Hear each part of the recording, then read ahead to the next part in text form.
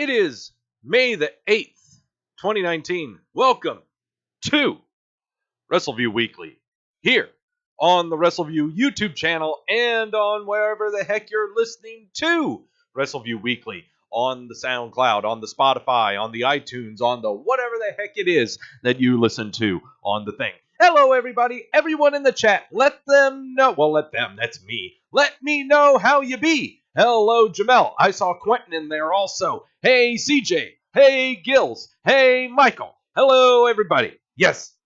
Hello there. I am Doug Lackey, veteran columnist of Wrestleview.com and co-host of Wrestleview Live, alongside whoever the hell may be with me, where we cover all of the major WWE pay-per-views immediately following them. Hello, Daniel. I will acknowledge you this time, Daniel. You are a nice person. How is everybody doing today? It's kind of been a rocky week where I be here in North Carolina. Normally, I say that I am from Charlotte, North Carolina, but in actuality, I live in the little town of Mooresville, which is about 20 miles north of Charlotte. And just last Saturday, we had a fine police officer of ours killed in the line of duty. It's been a very somber week here in town. I just got back from gathering over at Town Hall with all people here in town. We are a very close community here in Mooresville. We are a very, very growing town. Don't know what the population is at the moment, but all I can tell you is that we have been growing ever since I moved here in 89, 90. It's felt like it's grown exponentially. And also, as far as our community goes, we have a lot of NASCAR community here, and not just talking drivers. I'm talking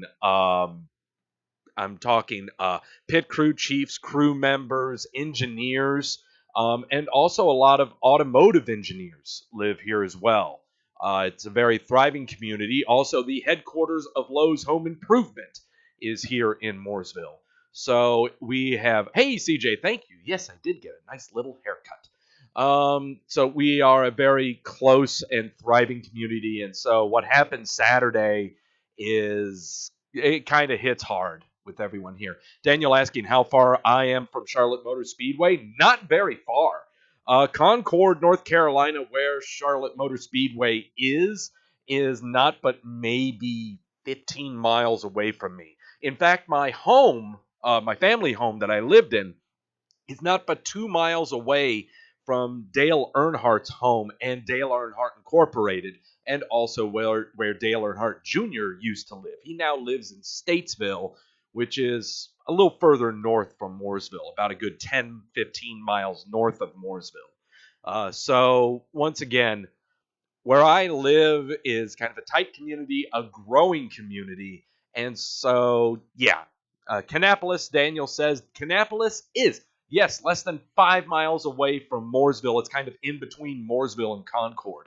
So, there's a lot of stuff that happens around me when it comes to NASCAR and pro wrestling and all kinds of other stuff. And it's mainly because Mooresville, North Carolina, along with Charlotte, is kind of the hub between Interstate 77 and Interstate 85, which covers a whole swath of the East Coast and going into the Midwest of the United States. Take 77 north all the way up, you'll hit Cleveland.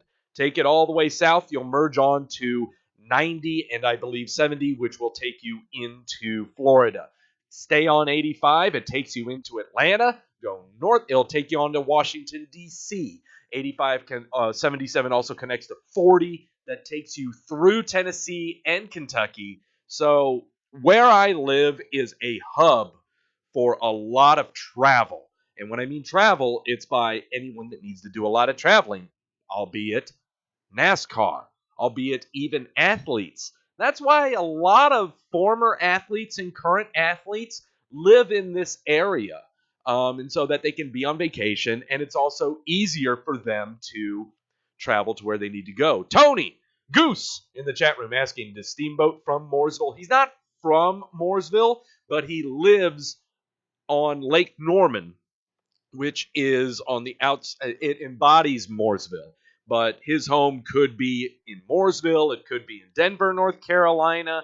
Could be in a lot of other places. But yes, Ricky Steamboat lives here. Arn Anderson lives here. Braun Strowman grew up here in Sherrills Ford, North Carolina, and also Denver, North Carolina, which is not but a stone's throw away from me. And he has a home as well here in Mooresville. So, yeah.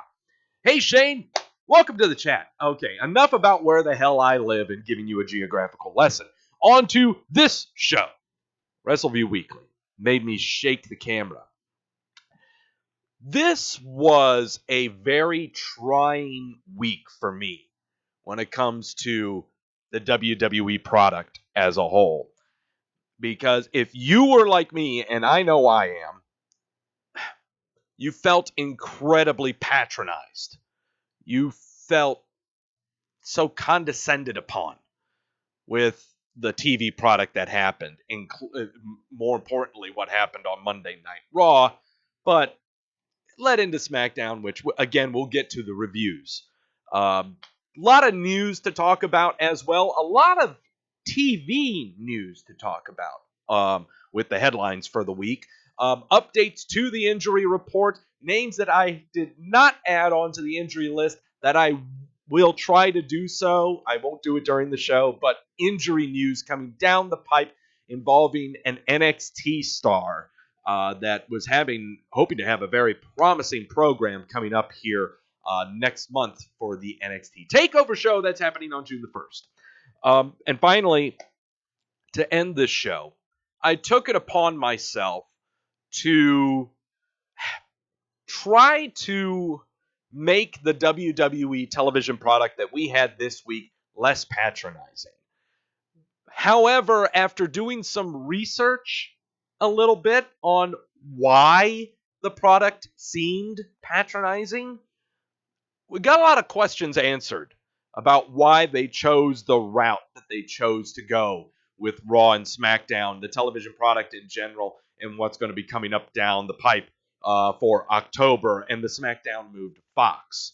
So, lots of changes happening to the television product that can insult some fans, but then when you try not to get angry, you bite your bottom lip and you look back at previous decisions that have been made, you understand why they did this. And I'm not talking from the cynical, hey, WWE television going to SmackDown on Fox, they need to get these ratings. No. It's a little more in depth than that. Okay, so instead of taking the lines of, oh, Vince doesn't know what he's doing, we're not going to take that route. Okay, so instead, we're going to step back, see what has happened. Remember back in November, I think it was, or December, where we had that incredibly horrible 3 weeks straight of Raw television? Not necessarily SmackDown television, but Raw television. We performed an autopsy report on what's been going on. That's kind of what we're doing again here. But it's not solely on the television product. It's on the roster as a whole. So, with that being said, Vince doesn't, but, Gil's saying, but Vince doesn't know what he's doing. I dare not question the guy who's been doing this for nearly 40 years and been successful at it. Okay, I dare not question that. No, I question some decisions, but I also question the work ethic put into solving this problem, whether it be problem with ratings or problem with an entertaining television show. And we've been seeing changes left and right when it comes to the television product of the WWE. But I can definitely point out to you through my vigorous research why you may feel, insulted or feel like you've been, like they're very lazy. Oh, they brought Roman Reigns on Raw. It's so lazy. Oh, Vince is here. He's lazy. This lazy decision. No, it's not just that. It's a concept that they keep using of why it seems lazy writing. So, with that being said, let's get into this show, the Monday Night Raw, that felt patronizing, that felt agonizing, that I'm being honest, I got angry. I got angry, but then I had to take a deep breath and go, Doug, it's only a television show.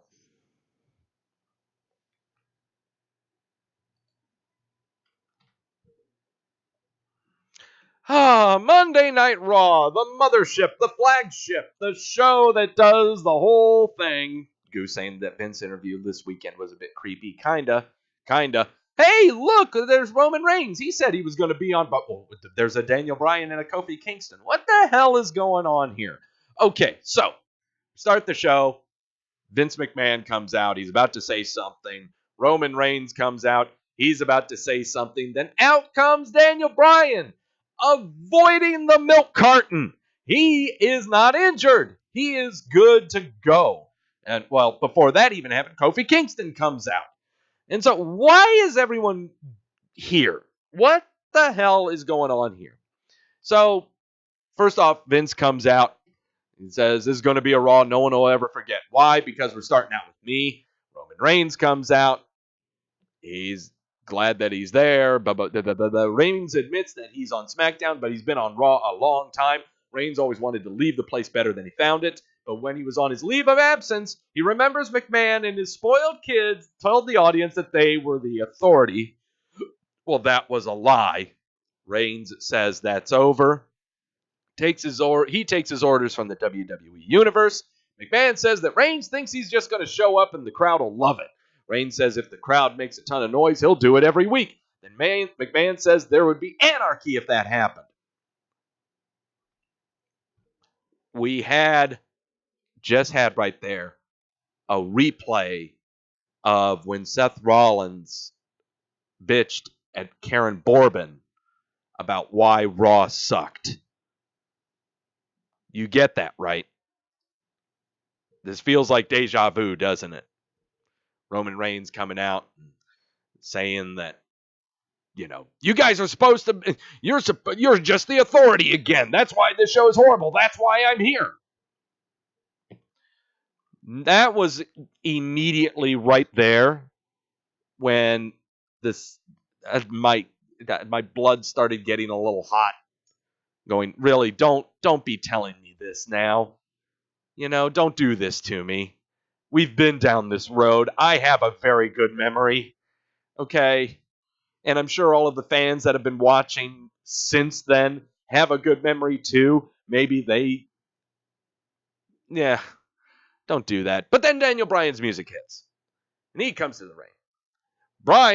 McMahon says that this is a bad dream. Daniel Bryan is assigned to SmackDown. Bryan says, ever since the travesty that occurred at WrestleMania, where he was robbed by Kofi, he has spent the last month in solitude. Kofi chant picks up in the crowd. Daniel Bryan's been searching for answers that only thought leaders like he and McMahon would understand. When he heard that Reigns was showing up on Raw, he figured he and McMahon would have an intellectual conversation. Well, out comes Kofi Kingston. Makes his way to the ring. Huge ovation. McMahon's disgusted. Kofi greets the crowd. Roster shakeup was a big deal, but if Daniel Bryan had a problem with the way things went down at WrestleMania, he could just forget about the McMahons. Daniel Bryan can file a complaint with him since he's the WWE World Heavyweight Champion. Daniel Bryan says Kingston is an undeserving champion who never should have received a title shot. Kingston's win was a fluke. The last 11 years of Kingston's career was so hard because he never should have been here in the first place. Kingston says, yet there he is with the title around his waist. McMahon cuts all of these people off. Xantrix, howdy. McMahon cuts them all off, says that he just had an epiphany. What if they had a wild card rule? What if he allowed 3 members of SmackDown to come to Raw on a given occasion? And what if he had Raw superstars go to SmackDown on a given occasion? He's a genius. Kingston says, however, McMahon wants to spin it. That's fine. Kingston says he saw Reigns' tweet, figured he'd just show up on Raw as well. Why should Reigns have all the fun? Bryan says, there's nothing about Raw that is fun. No shit. No shit. Daniel saying, "Oh, we're not drinking tonight." Yeah, we are. We're drinking the sources tonight are the Jim Beam and Coke is what we're doing tonight. And believe me, the sources helped out with the research today. That's for sure. Drew McIntyre's music hits, comes to the ring. McIntyre says if McMahon can't get the situation under control, then no one else in the back has a set, and it's up to him. This is not SmackDown presents Raw. Drew says he cares more about that egomaniac Reigns than they do. Reigns thinks he can do whatever he wants. McIntyre claims that Reigns got himself drafted to SmackDown to duck him. Reigns thinks he can punch his boss. McIntyre's going to Claymore his ass back to earth. Reigns says it didn't work out at WrestleMania, so you can try right now. McMahon says they can have 2 WrestleMania rematches tonight, with the second one being for the WWE title. McMahon shouts that he's brilliant again before leaving the ring. Before he does that, AJ Styles makes his way to the ring. Yeah. CJ finishing up a bottle of Angry Orchard. Well, that's nice. I used to like ciders, but I don't anymore. Wild card rule. So how do we get around saying that the roster is conjoined? There is no more brand split, but try not to have it to where we've just demeaned the entire superstar shakeup that's been going on for the past 2 weeks. 3 weeks for that matter. Yeah, superstar shakeup. Who cares? Wild card rule. That's what's going on, and we give it a weird-ass name. This was where I gritted my teeth. I had to pause the DVR, and I had to talk myself off the ledge. I was angry. I'll admit it. I got angry. And one of my cardinal rules when it comes to enjoying professional wrestling is that once you start getting angry, enjoying something, that's when you should stop. Okay? And I had to talk myself off the ledge. Just go, Doug, it's only a television show. Don't need to get angry about this. Let's just think about what's going on here. Just think about what the writing is. Think about what they're doing creatively right now. Yes, but it's lazy, Doug. That's why we're angry. Well, yeah, it's lazy, but what is lazy about it? What is lazy? Okay, what is the lazy about it? Hey, Willie. Hey, in the chat. The Superstar Shakeup hadn't even been finished before this brilliant idea was made, says Gills. Yeah, that's the hard part. So the complaints have always been about lazy writing, lazy. But what are they doing that is considered lazy? Is it trotting out Vince McMahon? Is it trotting out all of the popular performers from other TV shows to try to build up a groundswell? Is that what's considered lazy? At first you can say yes. But I'm going to say it's a much deeper than that. And that's what we're going to get into later on in the show. It's not just injecting the popular people from other shows or elsewhere to try to build a groundswell. It's doing that on all fronts, but having no end game. And there's plenty of proof behind it. That has been going on for the past 6 months. And that's what I'm going to be going over tonight when we talk about how can we try to make this less patronizing. So yeah, Vince McMahon's a genius. All right. Done with what made me angry. AJ Styles is in the ring now. Styles asks what he's doing. Gets drafted over to Raw, and now SmackDown superstars are coming over. McMahon says it's the wild card rule now. Styles says he was on SmackDown for years, making it the house that AJ Styles built. Now Seth Rollins' pal Roman Reigns is allowed on the show. Well, maybe tomorrow he'll go with some friends to SmackDown. Seth Rollins comes out, says Styles showed his... So, yeah, Rollins and Styles are talking, yada, yada, yada, yada.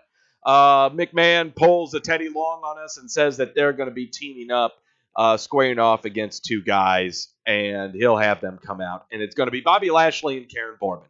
So we get the Teddy Long special to open up the show. Kind of a fun show, I guess, where Seth Rollins and AJ Styles do the whole, anything you can do, I can do better. And they're flying off the top rope, delivering plunges and forearms. I can do anything better than you. So, yeah. That's kind of what we get between the two of them. Oh, and of course, there is the inadvertent hit that AJ Styles makes on Seth Rollins. And a very nasty spear through the middle ropes by Lashley onto AJ Styles, where Lashley got tangled up in the ropes and kind of landed awkwardly on the back of his neck.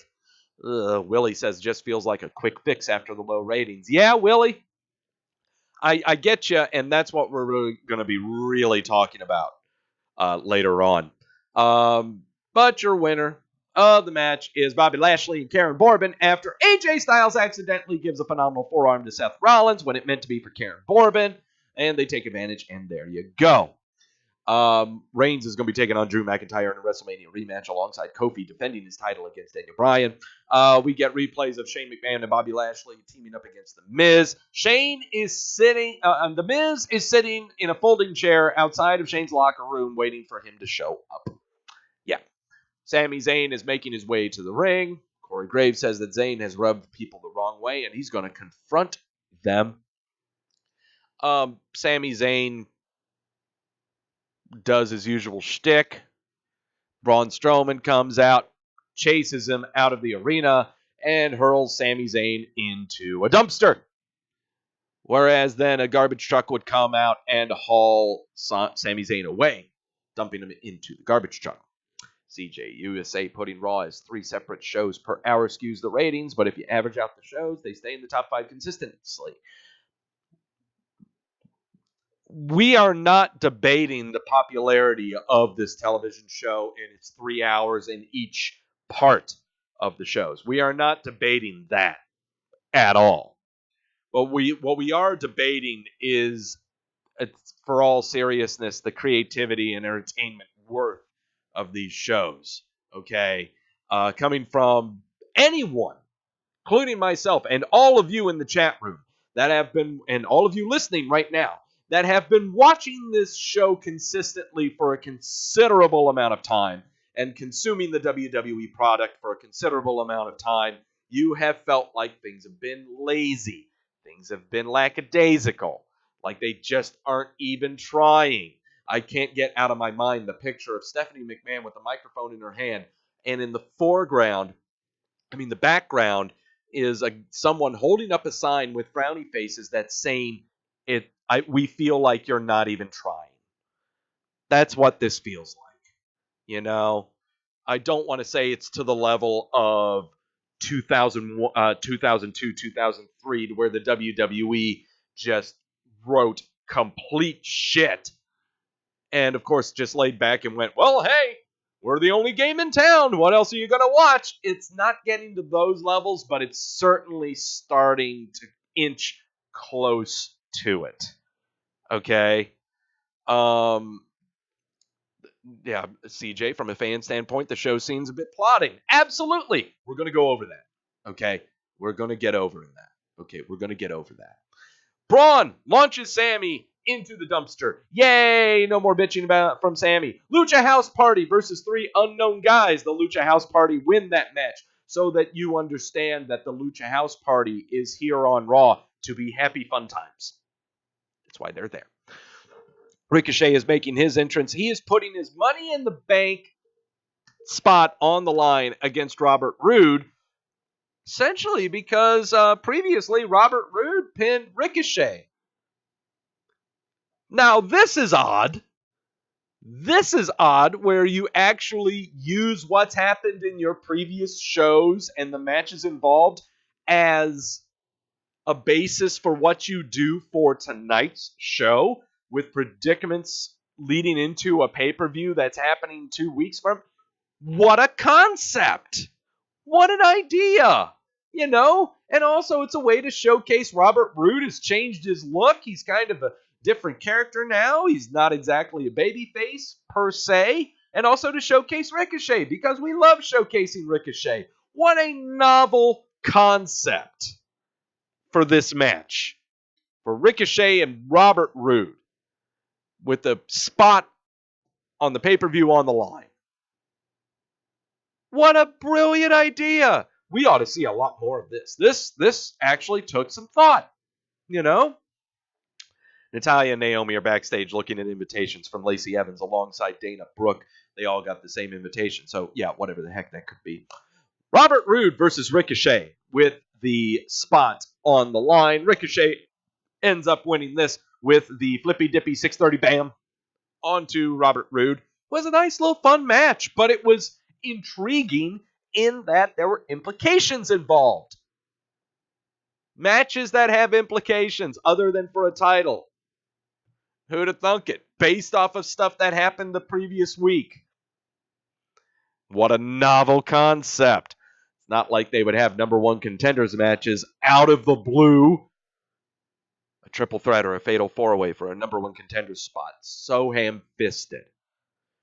This person pinned the champion, so now they're going to be a number one contender. Ham-fisted. Again, I honestly think this was the best piece of writing and best piece of booking the WWE has had in the past 3 weeks. Was this with Robert Roode and Ricochet. It's simple. It's incredibly simple. CJ saying he saw a tweet. I see tweets all the time. Let's see.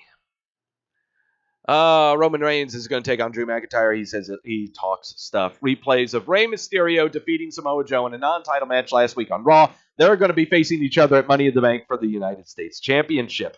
Rey Mysterio's walking backstage with his son Dominic. Heath Slater comes up and greets him. Heath Slater's off the milk carton. We found him. But Rey Mysterio not so, but Rhino not so much. Memphis Wrestling tweet. Yeah, I see those. That are like one long run set. Yeah. Rey Mysterio walking backstage with his son Dominic. Heath Slater comes up and greets them. Mysterio goes into his locker room while Dominic turns the other way to go get something. And then soon you see Samoa Joe emerge from behind the camera to follow in front of the camera to follow Dominic.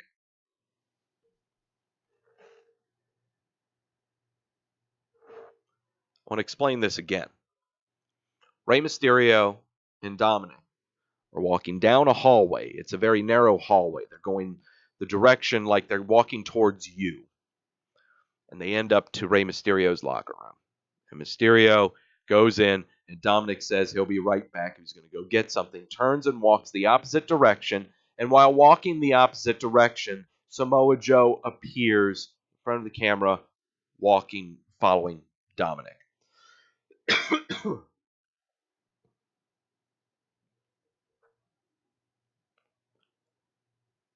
Dominic must have forgotten his contacts.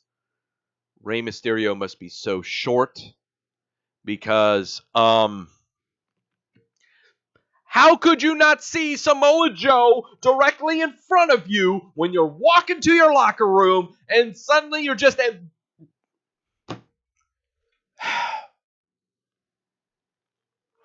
you're just going to turn around and walk away and you didn't notice some 280-pound fat fuck. He turned a corner. We wouldn't know if he turned a corner. There was nothing showing that there was another corner. Came out of another room. We don't know that. That's what I immediately thought. That suddenly Samoa Joe, down this pathway, just emerged and everyone knew he was there. That they could see him. Just like Miz missing Shane's cameraman later in the show. Yes, Gills, exactly. I get the concept. I totally get the concept here. But if you want to make it like Samoa Joe's following, then what you do is, in the camera shot, you don't follow Dominic, you stay put. Dominic walks down the hallway, and then if there's an open corner or something like that, then you see Samoa Joe walk into the shot from the side and start following Dominic.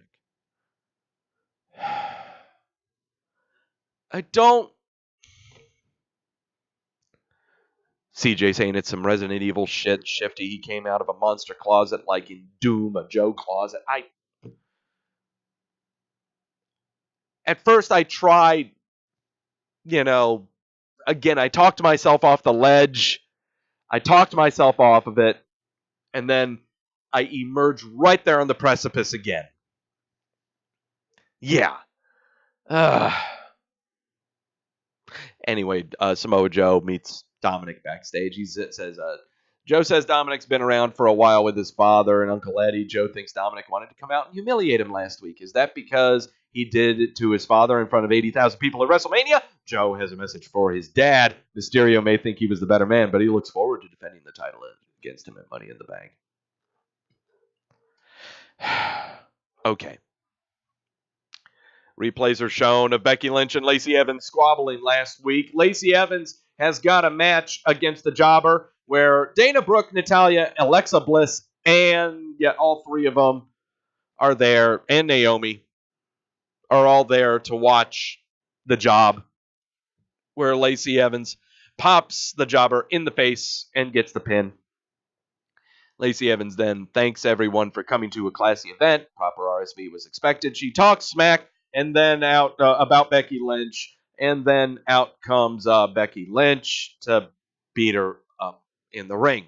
Thankfully, Becky Lynch was not talking this time again for like the 10th show in a row since WrestleMania. She just came out, they toss her out of the ring, and there you go. Simple. We don't have to have the same thing over and over and over. We know she's champion. We know she has belts. We know that everyone likes her. Yay, yay. We like her. Yay, yay, yay. Give it a break. Give it a break. Thankfully, they gave it a break. The Viking Raiders. Well, first off, we go backstage to see the Usos are looking for the revival. Okay. The Viking Raiders going up against Hawkins and Ryder in a non-title tag team match. This one was all Viking Raiders all day. Quickly dispatching of Riders and Hawkins. Yeah. So, going to have this real quick. This is going to happen real quick. Mike saying if you need any evidence for how extraordinarily not over the Raw Tag Champs are, listen to that crowd. Granted, this crowd has been dead all night, but that was a special kind of dead. No shit. This match, it was silent. That crowd was silent. Blank faces, everyone looking around. No one stood up after the bell sounded. This match, ooh, man. This was rough to watch. There were no reactions from any kind of the crowd. And when you're an angry wrestling fan and you're wanting to dictate what the wrestling peoples do creatively, but you're actually attending the event and you're all pissed off even though you gave them your money, no better way to let them know your displeasure than by not saying a damn thing. Being silent. Being in the crowd and being silent. You can't walk away and go get something to eat. That ain't going to cut it. Sitting there and doing nothing is what you do. And man, this was rough to watch. Oh, yes. Firefly Funhouse. Time for a third creepy segment by Bray Wyatt. This one was fantastic. So we have the Buzzard is eating the Rambling Rabbit. It was inside his box. The Abby the Witch, very creepy as all hell. Wyatt basically, at the end of this segment, Bray Wyatt sitting with a bunch of kids who are wearing sunglasses or holding beach balls or wearing sombreros with these blank looks on their faces. Like they've been told they're going to the dentist. And Bray just happy as all hell, waving, say, bye, welcome, and we'll see you later. These kids, oh my God. this segment, this vignette was so fantastic. I cannot wait to see what comes up from this. I got a feeling we're going to be getting more Firefly Funhouse segments, probably another 3 or 4. I don't see Bray showing up live on a television taping for a while, because we're going to see something culminate with these Funhouse vignettes. Something's going to evolve from this. Something's going to snap, I guess is the best way to put it. Yeah, this is going to be interesting. This is going to be some fun stuff. This is what will bring us back onto Raw. Okay, this was what will bring us back. Seth Rollins is backstage. He's upset. Blah, blah, blah, blah, blah. Roman Reigns versus Drew McIntyre. Drew McIntyre with a Amabala slam onto the apron. Ow. Onto Roman Reigns. It's not the inverted Alabama slam. Instead, it is the Amabala slam. I think that's how it should be pronounced. Yes. Amabala slam.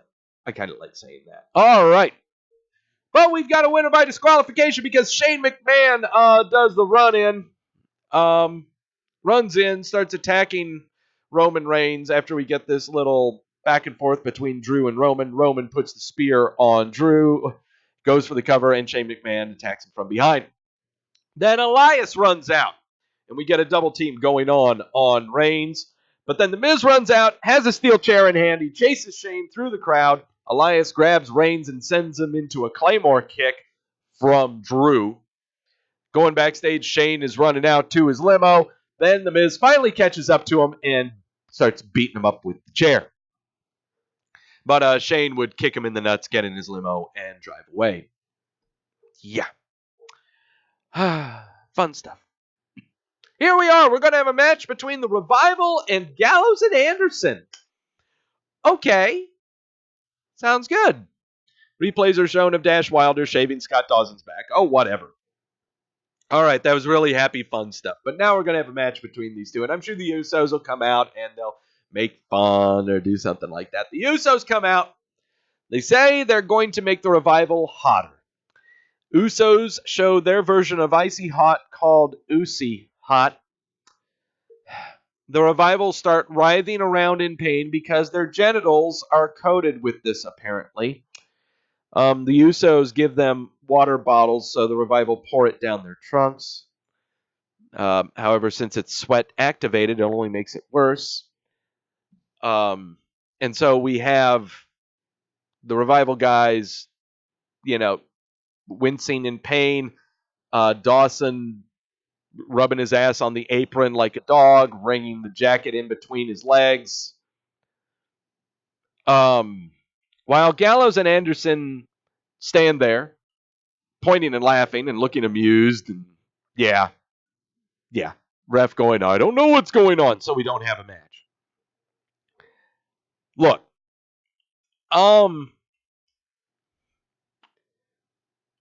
I enjoyed this. I don't care what you say.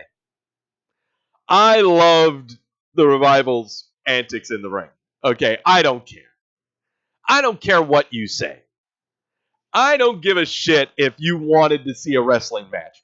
I don't give a shit if you're expecting the Usos and the Revival to just talk about wrestling and having wrestling matches. You can go, you jump off that cliff that I just walked myself off of. I like this. Okay? I like reactions like this. But it doesn't, again, this is some hood shit that we laugh at on the block, but it doesn't work for WWE's audience. Look, yeah, it doesn't. The Cincinnati crowd wasn't having any of it, but for fuck's sake, they're from Cincinnati. There's nothing to really cheer about. So, I know. Believe me, I know. So, look, I like it. I laughed. Okay? Fuck your shit. Fun things are fun. All right? I enjoyed it. It's what my sources say, too. I could watch Scott Dawson rub his ass along the ring like a dog for a while. But I'll go ahead and stop. No Way Jose is making his way to the ring. He's off the milk carton. No way, Jose! Off the milk carton, made his way to the ring, but Lars Sullivan makes his way to the ring as well. He annihilates the conga line. Before destroying No Way Jose, Sullivan slams one of the conga line members into the barricade before throwing another into the ring post. Sullivan gets another one in the ring. Jose fights back, but Sullivan immediately drops him and then hits him with the running sit-out powerbomb and poses and looks very menacing. Mike with the tweet. No further proof that the left hand doesn't know what the right hand is doing in this company. McMahon said there would only be 3 stars on the show tonight from SmackDown. We've had 5. They can't even stick to their storyline rules for one night. Well, maybe you're a little quick to the gun to issue that tweet. Maybe you're a little quick to that, because then Mr. McMahon is in the back talking on the phone about what a genius he is before reiterating that there will be 3 wildcard superstars on the show per week, or he'll suspend someone.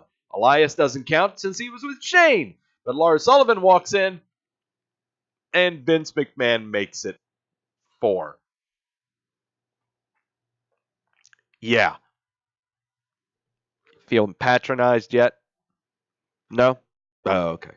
That's okay. For the WWE Championship, Kofi Kingston versus Daniel Bryan. This was a very, very fun match to watch.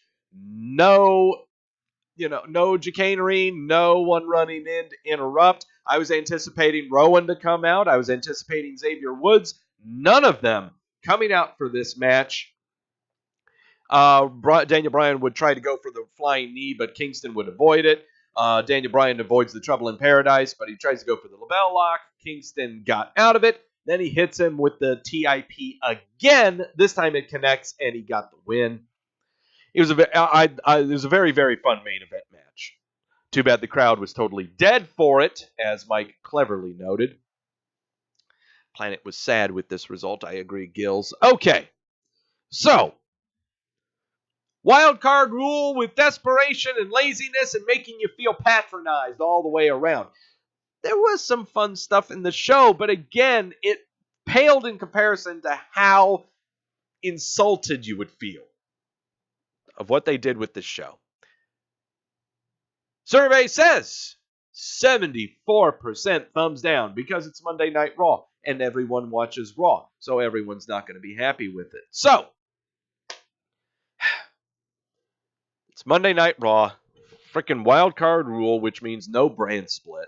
So, it couldn't be any worse on SmackDown, right? I mean, it couldn't be. CJ reads like a plotting show. Well, it kind of was. SmackDown, though, wasn't that much. SmackDown seemed to have some cohesiveness to it, with also some news in it as well. Some really big news, because we got some new champs that we need to crown, because the Hardy Boys are no longer TAM champs. Tag team belts on the SmackDown are vacant. What's going to happen there? That made the show newsworthy. That made the show kind of interesting. So what the heck happened on that show?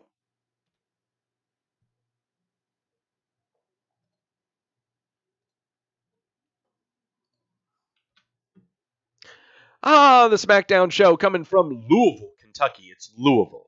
That's what it is. Yeah, CJ saying Roy really loved the show. Well, Roy really loves everything. So, Roy loves a lot of things. Start off the show with AJ Styles. Yeah, he's in the ring saying he's missed a SmackDown Live, and it's the house that AJ Styles built, yada, yada, yada. Then out comes Sami Zayn.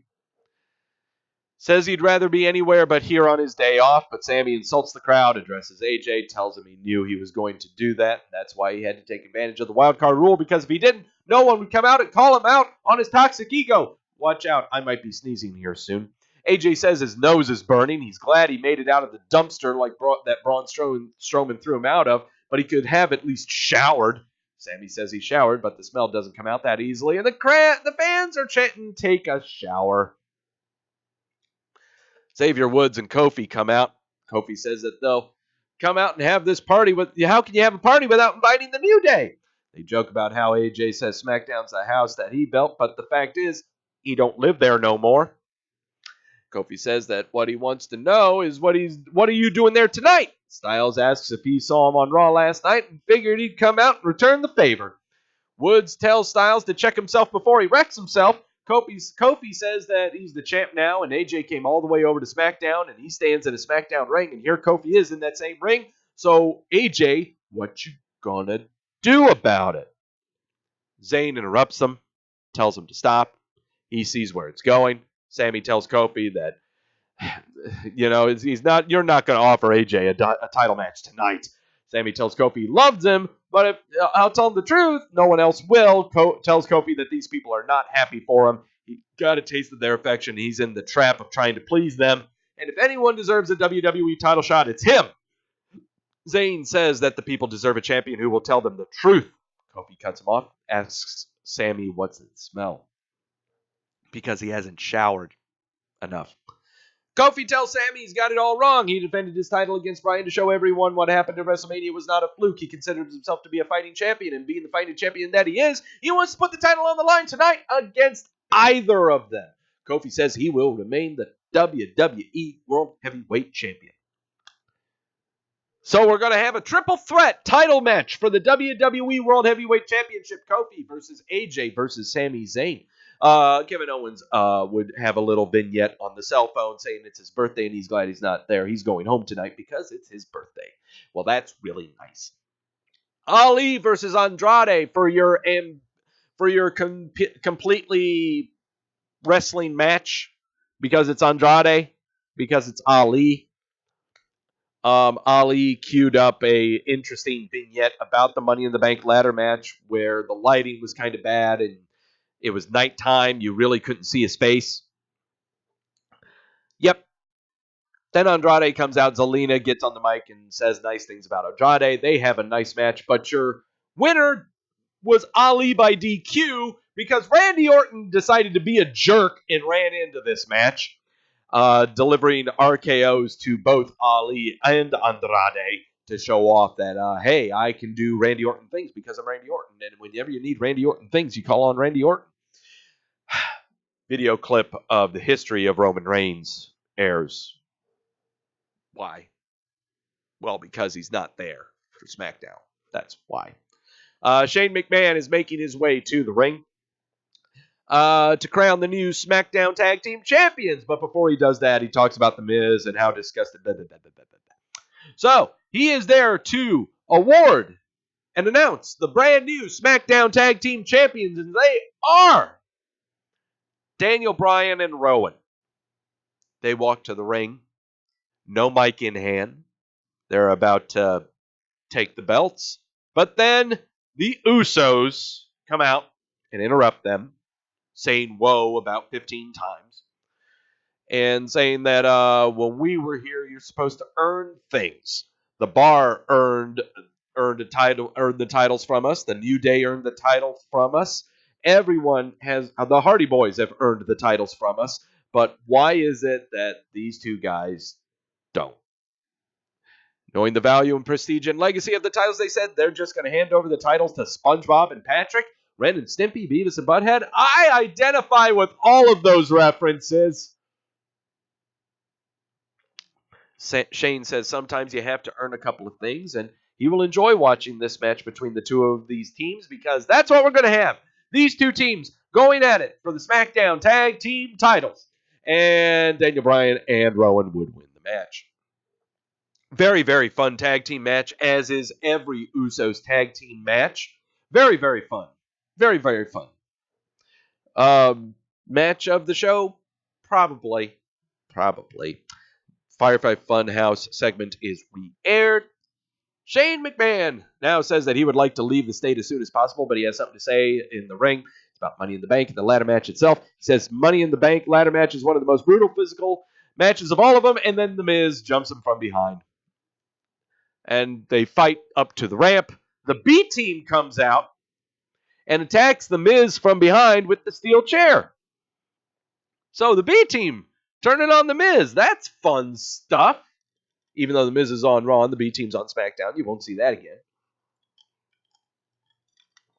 Unless Wildcard. No brand split. I'm sorry.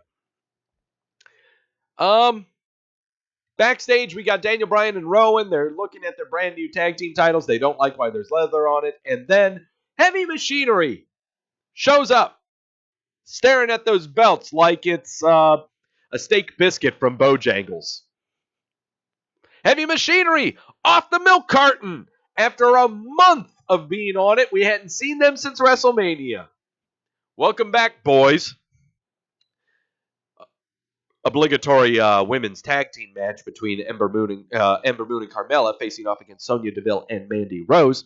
Sonya Deville and Mandy Rose pick up the win. Let me see if I can do this. Mandy Rose strikes Ember Moon with a knee to the face. Mandy sends Ember to the outside of the ring, lifts her up by the arms, drops her to her face, and there you go. Key of this match is Sonya Deville taking a dive to the outside rather than Mandy Rose taking it, showing how Sonya Deville wants Mandy Rose to win because they're a team and they're friends. And yeah, that's really nice. After Deville and Rose would win the match, Paige comes out with Kairi Sane and Asuka. This is peculiar. Paige congratulates Deville and Rose and says that she used to manage them back when they used to mean something, but then she traded up. She got Asuka and Sane, who will rip through the tag team division when they beat those two next week. So next week, we've got Kairi Sane and Asuka facing Sonya Deville and Mandy Rose. This is interesting. What route are all of the people involved in here taking? Who are the baby faces and who are the heels? Rose and Deville have always been the heels. Asuka's always been babyface. Kairi Sane has just been with the product now for 3 weeks, I believe. And Paige, we kind of saw her as a babyface when she was the GM of SmackDown. But Paige comes out and trashes the heel team that just won cleanly, saying that she's bumped up to Asuka and Kairi Sane. I'm confused. I don't know who's good and who's bad in this one. And it's kind of awkward, too. You know? What are we to think from this? Who are we going to cheer for? I guess we'll find out next week when they have the match together. CJ, we're setting up Sonya and Mandy as the faces in the long term. Yeah, that's what it's kind of looking like. But at the expense of Asuka and Kairi Sane? I don't know. That's a tough one. That's a really, really tough sell. Unless Kairi and Asuka are going to turn on Paige, sure. I can get it. But Paige can't really take a lot of physical stuff in the ring, you know? So what are we to deduce from this? This is really interesting to me. Way to stay with SmackDown. Matt Hardy is being interviewed backstage about vacating the titles. Jeff had successful surgery on his knees, and he'll be back soon. R-Truth comes into the picture. Forgot why he was there, but he was there to talk about Lars Sullivan. Then Lars comes up and beats the crap out of both of them. So there you go. We've never seen a heel Asuka, says CJ. That might be the goal. That kind of sounds like it. A heel Asuka along the lines of how we had a heel Nakamura? I can definitely buy that. I can buy the team imploding. Sure. I can buy that, but so soon? You know? That's this is interesting. I think it's very, very interesting. We'll see what comes up from it. Aleister Black is sitting in a dark room. He just came back from using his Hot Topic gift card. He said a lot of words. Okay. I really wish that I could play his promo because seriously, that's what he did.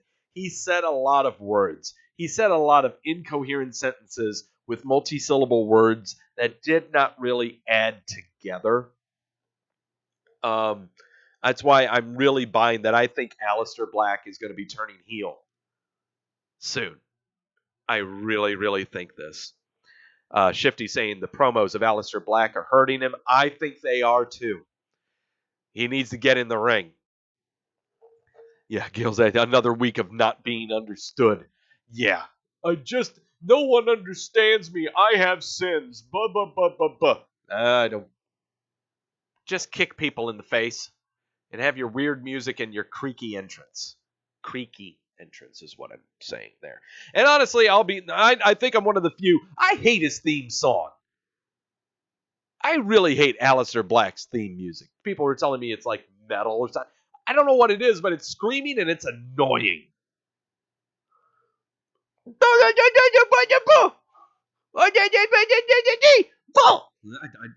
It's stupid. I hate it.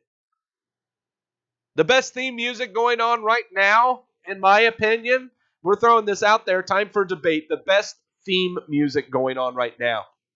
I wish they would play it all the way. I kind of like Lars Sullivan's music. I like Lars Sullivan's music.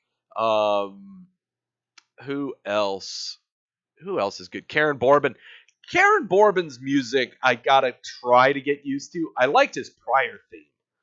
The very first theme he had, I really, really liked. I miss. God, there was a theme that they tuned up and didn't make as off tempo. Gosh, I'm trying to. There are a lot of theme music, entrance themes that they've been tweaking a little bit. The best theme is the New Day. Yes, New Day's theme is the best theme. No, that's true. It is true. Sami Zayn is an annoying song. It is good. It plays right into his character. My personal favorite, though, if there's a song I want to rock out to, it's probably either Lars Sullivan's. I've always loved Rusev's, but we haven't heard Rusev's in a while. So, yeah.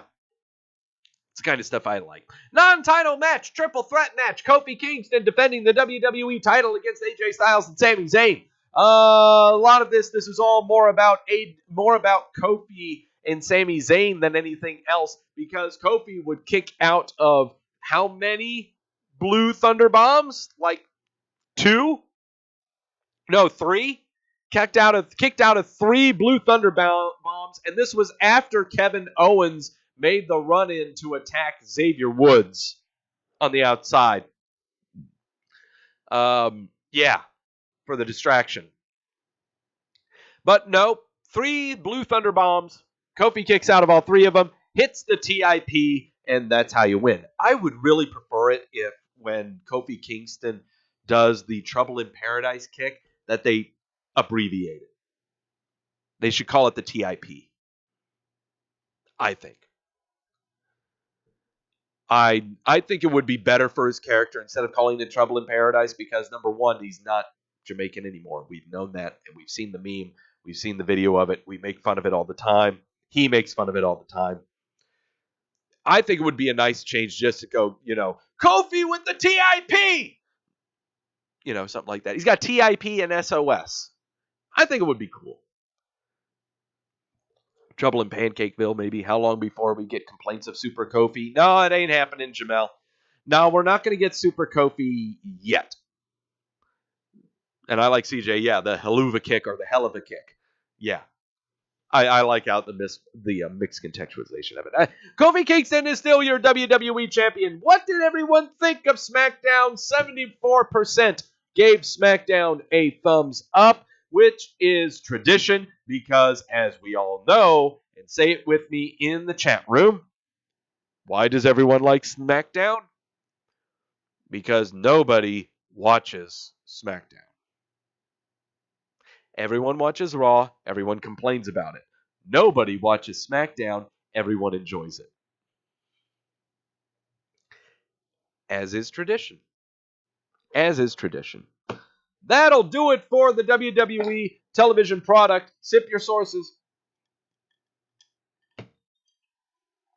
Too bad nobody watches SmackDown. That's right, guys. Nobody watches it. Sip on the sources. It is now time for some news. A lot of stuff on the TV front. On the TV front, and no, I'm not talking about the rumors you might have been reading on the Twitter regarding Dark Overlord Dave Meltzer claiming that the WWE needs to crack some sort of ratings to keep their show on Fox. No, we're not talking about that. We're talking actual contractual news.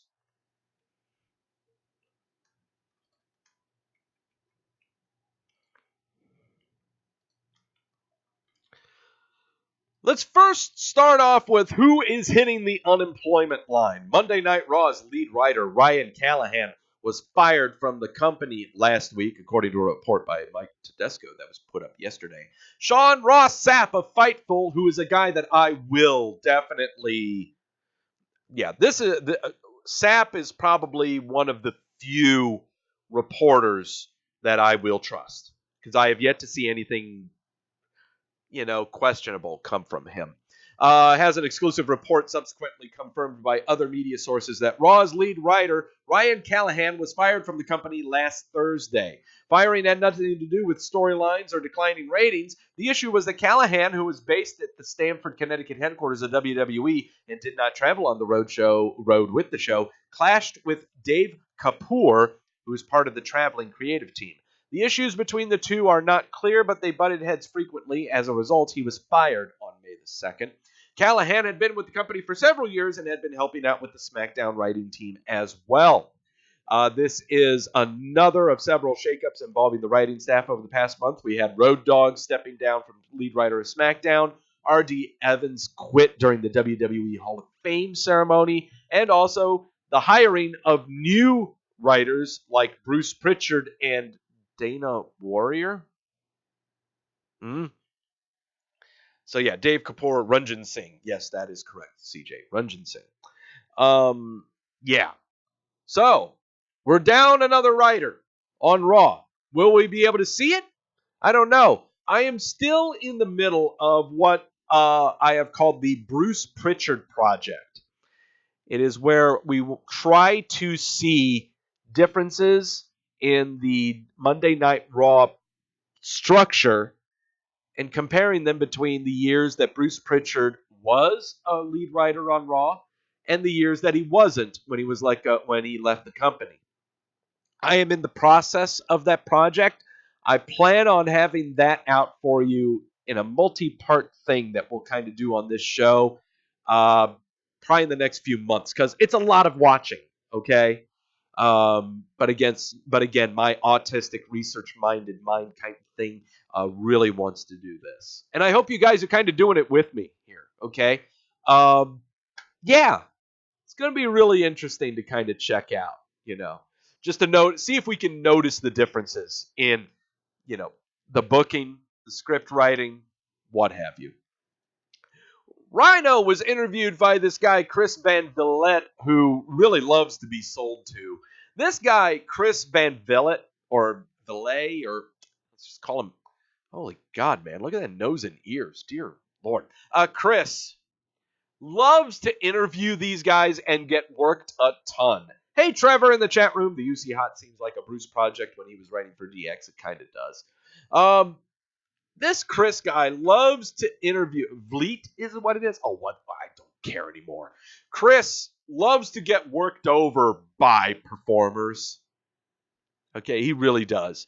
Dolph Ziggler gave him a vast working over before Royal Rumble, saying that he was taking a break from the WWE product and then appeared at the Royal Rumble.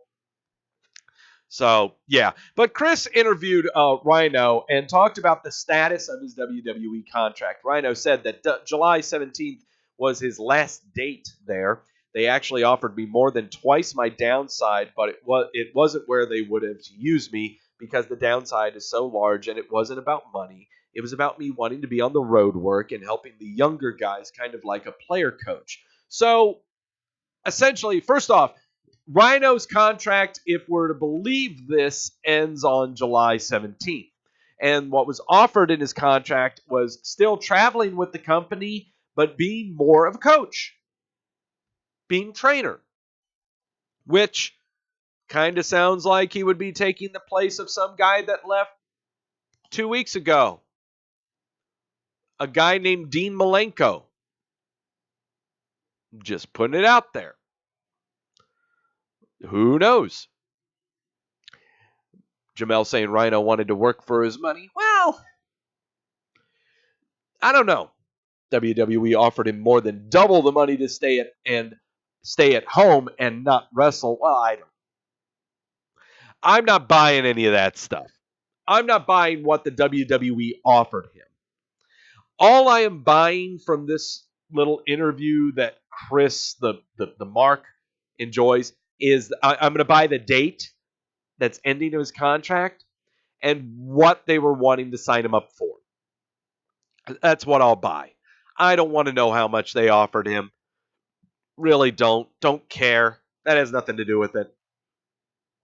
It's only about what his role would be on the show. TV news. I said there would be TV news, and here is the TV news. Sinclair Broadcasting Group, parent company of Ring of Honor, has acquired networks from Disney. The Sinclair Broadcasting Group, the parent company of Ring of Honor, has acquired 21 regional sports networks from Disney at a value estimate of $10.6 billion. Sinclair released the following press release on this acquisition. This was on May the 3rd. Sinclair Broadcast Group and the Walt Disney Company today announced that they have entered in a definitive agreement under which Sinclair will acquire the equity interests in 21 regional sports networks and Fox College Sports, which were acquired by Disney in its acquisition of 21st Century Fox. The transaction ascribes to a total enterprise value of $10.6 billion, reflecting a purchase price of $9.6 billion after adjusting for minority equity interests. Completion of the transaction is subject to customary closing conditions, including the approval of the U.S. Department of Justice. The regional sports network portfolio, which excludes the Yes Network, is the largest collection of regional sports networks in the marketplace today, with an extensive footprint that includes exclusive local rights to 42 professional sports teams. That includes 14 Major League Baseball teams, 16 National Basketball Association teams, 12 National Hockey League teams. In the calendar year of 2018, the RSN portfolio delivered a combined $3.8 billion in revenue across 74 million subscribers. So, Sinclair has purchased these RSNs that were under the umbrella of Fox, which could potentially air Ring of Honor. This is fascinating. This is something you really want to keep your eye on. Okay? Okay, this to me is the big story of the week. Because I know that one of these stations that was acquired was my local station, Fox Sports South, which airs the Carolina Hurricanes, the hockey team, and that I believe they also air the Charlotte Hornets, NBA team. They have acquired all of the regional sports networks that were under the Fox umbrella. That's a lot of them. That's a lot. I know even the one out of Ohio that I watch my Cleveland Indians baseball games off of. They got that one. Okay, and yes, we can talk about the politics of Sinclair all we want, but that's not. This is about the programming of wrestling. Okay, so Ring of Honor potentially on Fox Sports regional networks that are going to be renamed here soon, barring anything from the Department of Justice for them to okay this acquirement, and it's going to be okayed. This is nothing. This is absolutely nothing. Yeah. Okay, here they are. Here are all of the networks that have been acquired.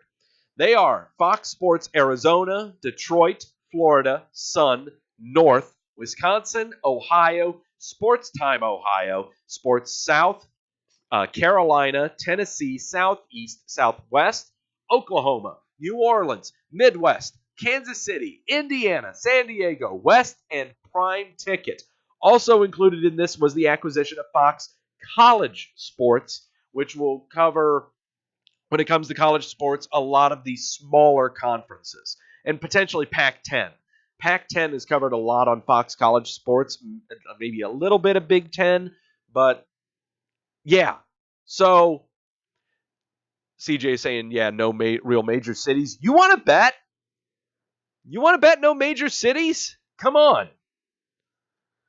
These are some major cities, okay? The problem is that it's still on cable and satellite. And while it may have 70 million subscribers, it's not up to the length of what the USA Network is. But it's still up there. This is more of a grab than what TNA and the Spike Network had. And what's more is Ring of Honor could be potentially airing on networks that have wrestling fans. Spike didn't know what the hell they were. Spike Network and Spike TV had a problem even trying to figure out what the name of their network was going to be while TNA was there. Even that before WWE was there. The ratings weren't there at all. This is very, very interesting. Okay. In the coming 18 months, we're going to see what all this could do for Ring of Honor and their outreach. On top of that, it could be outreach for other federations. For example, that Jacksonville t-shirt company, AEW. They announced a partnership with the UK's ITV network to broadcast their Double or Nothing event that's going to be happening in Memorial Day weekend out of Las Vegas. AEW and ITV, the largest commercial network in the UK, announced a partnership to broadcast the Double or Nothing event on Memorial Day weekend. AEW will sometime soon have a functioning agreement with Ring of Honor. They had it for the first all-in event Labor Day weekend last year out of Chicago. It'll happen again. An agreement.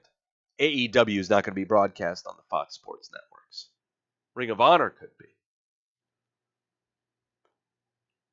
These are very, very interesting times, guys. I'm serious. Okay. I give it a year and a half. We'll see what blossoms from the acquisition that Sinclair made. Yeah. Are we talking direct competition with the WWE? Absolutely not. Absolutely not. But what we are saying, what I'm saying at least, is I think we may have an actual functioning wrestling federation on an actual functioning media outlet that could see profits.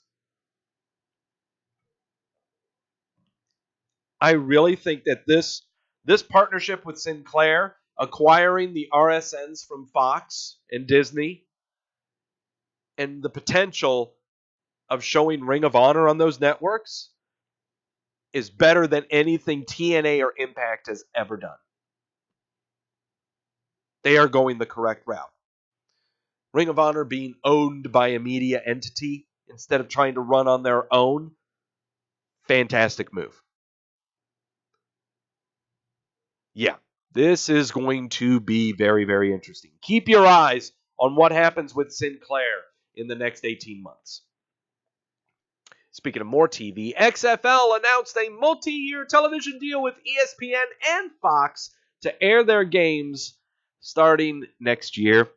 The XFL announced a new multi-year deal with Fox and ESPN, airing the games on ABC and Fox broadcast networks, both of which are broadcast, and also games on ESPN, ESPN2, Fox Sports 1 and 2. Week 1 of the 2020 inaugural season will kick off with a game on ABC starting at 2 o'clock, and then followed by a game on Fox at 5 o'clock, but we don't even know where all the teams are. We haven't seen a schedule. We don't know who the players are. Let's just stop it. Just stop. I have more faith in the Ring of Honor Sinclair deal than I do with the XFL, so I'm just going to leave it at that. WWE Hall of Famer Beth Phoenix has joined the NXT commentary team for the latest TV tapings. At the May the 1st TV tapings at Full Sail University, Beth Phoenix came out at the start of the show to join the commentary team. She is replacing Percy Watson. Phoenix started doing commentary work with the WWE in early 2018 when she worked alongside Michael Cole and Corey Graves for the Mixed Match Challenge tournament. She has since commentated for the Mae Young Classic and was on commentary for the Elimination Chamber match to determine the first women's WWE Tag Team Champions. Phoenix was last seen at this year's WrestleMania in a losing effort against Natalya in a match for the WWE Women's Tag Team Championships. So, yeah. Beth Phoenix taking the place of Percy Watson on the NXT. I am all for it. Percy Watson, honestly, you wouldn't miss him at all. He never really provided any kind of constructive commentary at all. Doug, there's a TV schedule for the XFL that has been rotated for several sports sites. Well, that's cute, CJ. I don't even know who the teams are. I don't know who the teams are. Don't know who any of the players are. I know they have a commissioner of this sports league that's owned by one person that will own all of the teams. That's why I'm not paying attention to the XFL, and I'll bring up that graphic again. The biggest reason I don't care about the XFL is that it's still not sports. The entire league is owned by one person who will own all of the teams, that will be in charge of everything. From the players, to the refs, to the merchandising, you name it. There is no sports commissioner that owns an entire league.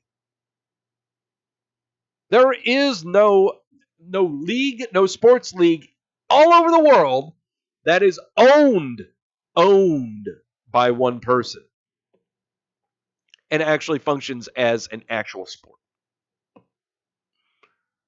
You will constantly have that cloud hanging over you that this league is owned by one person or a group of people. Be for your entertainment, to make it look entertaining, to try and make it suspenseful, but it is not sport. It is youth. Pro wrestling is about as much of a sport as the XFL is going to be a sport. Charlotte Flair is going to be the pace car driver for the Coca-Cola 600 coming out of Charlotte, North Carolina. Concord, North Carolina. Over at Charlotte Motor Speedway, Memorial Day weekend. Let's just hope that she doesn't crash the thing. WWE pulled Kurt Angle from a scheduled WrestleCade appearance here in Winston-Salem last week. WWE pulled Kurt Angle from a scheduled appearance at WrestleCade that was going to be here at Winston-Salem from November 29th to December the 1st. According to a report from Yes Weekly, WrestleCade co-owner Brian Hawks was told that Angle couldn't appear because the convention is associated with AEW, and AEW is considered a direct competitor to the WWE. WrestleCade events creator Tracy Myers told Yes Weekly that with or without Angle, the convention is still expected to sell out. Myers issued the following statement regarding Kurt Angle being pulled by the WWE. In our 8-year history, the announcement of Angle's appearance was one of our most popular, said Myers. We were obviously excited, and so were the fans. Then, out of the blue, we received an email saying that Kurt had to cancel his appearance because the WWE told him it competed directly with them. While I had read that the WWE had pulled both Angle and The Undertaker from StarCast 2, I was still shocked. An agreement was in place with Kurt, the requested deposit was paid, and the marketing blitz was in full swing. Now the fans are being penalized, and it's heartbreaking. No. You still got their money, Tracy. You still got their money. Find someone who will just go ahead and badmouth the WWE. It's okay. You'll find someone else. It's very simple. It's very easy. You've got a whole swath of people to choose from. Take your pick. Finally, on the news front, NXT TakeOver 25 is set to take place in Bridgeport, Connecticut, Saturday, June the 1st. Triple H made this announcement on his social media accounts. San Jose, California was initially supposed to host the event on June the 8th, but the Saudi Arabia show was happening that same weekend. Whoops! Sorry, San Jose, you got trumped by Saudi Arabia. Congratulations, Bridgeport, you're not San Jose. And of course, Bridgeport, Connecticut is where you can get an emergency leasing for such an event like this and such short notice. Gotta love it.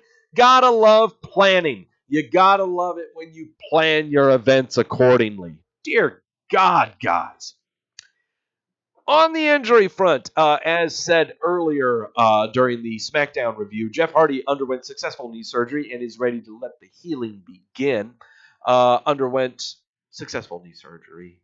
He's going to be out for a long time. Long time is going to be about 6 to 9 months, is what it's looking like. So, on the injury front, it looks like this. Jeff Hardy with knee surgery, he's not going to be back until Fastlane of next year, is the best way that I can put that. Nia Jax, double surgery on both her ACLs. She will not be returning until the Royal Rumble of next year. Big E, torn meniscus. He will be out until July of this year. We're looking for a couple of months. Also, on the torn meniscus front, Dominik Dijakovic underwent successful torn meniscus surgery. He is expected to return probably around September.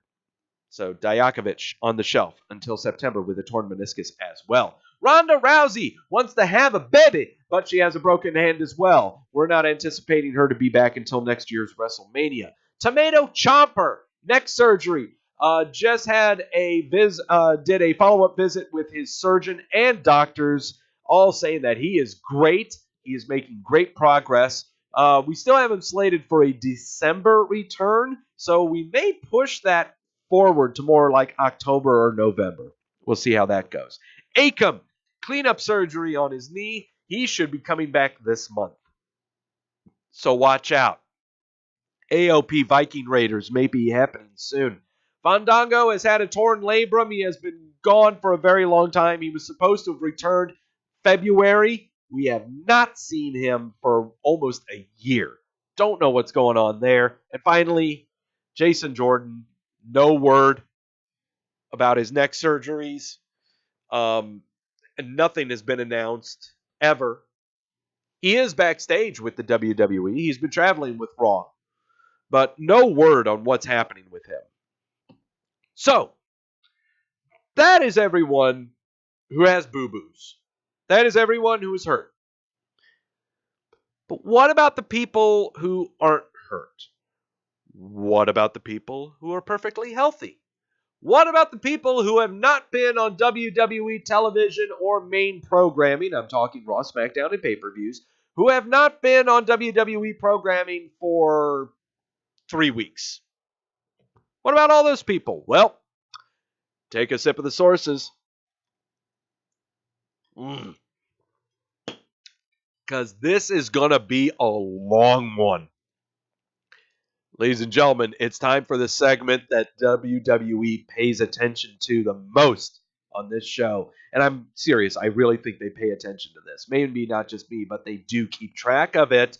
And you should too. It's the WWE Milk Carton.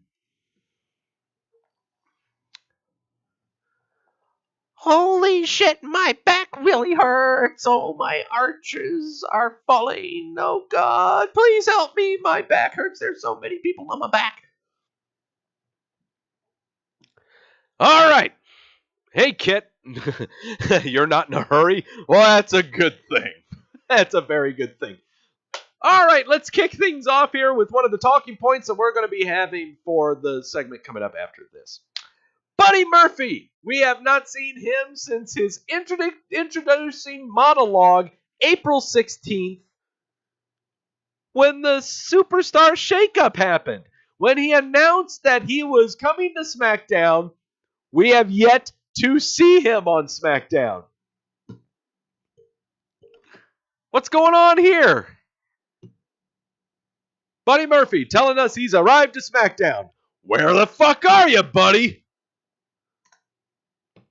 EC3, we haven't seen him since April 15th when he got squashed by Braun Strowman. Huh. He was part of something too.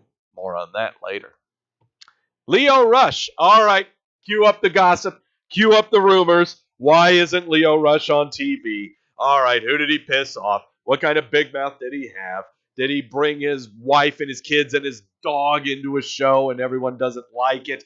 Is that why he's not on TV? Oh, who knows? Who knows? Who cares? He's not on TV right now.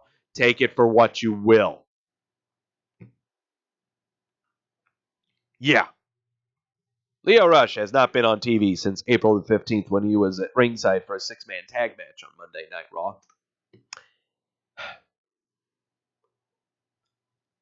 From the Superstar Shakeup, we broke up the Riot Squad to bring Liv Morgan to SmackDown. Congratulations, Liv Morgan, you're on SmackDown. Where are you? We haven't seen her since April 15th when she was at ringside for a match between Becky Lynch and Ruby Riott.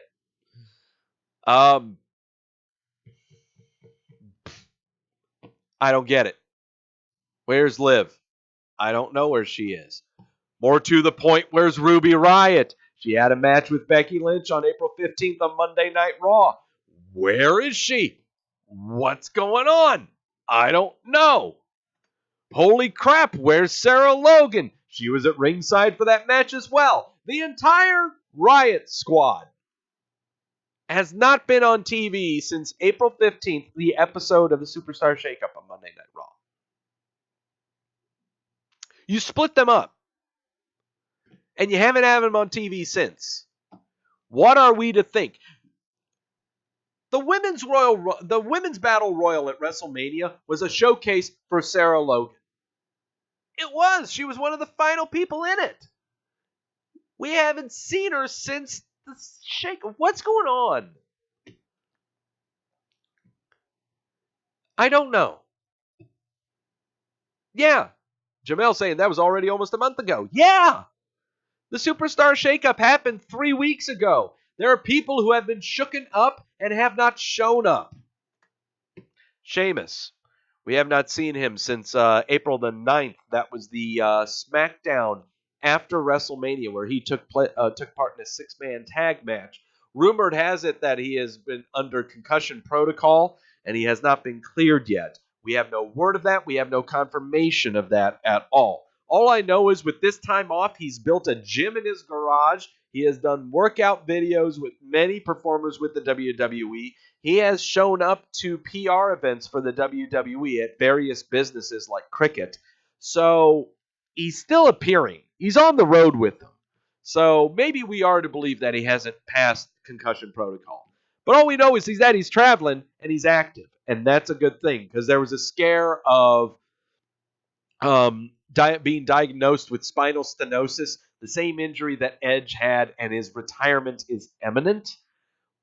Right now, we're not sure of that. They've split up the bar. Cesaro is over on Raw, we think, because he hasn't been on the show in 2 weeks.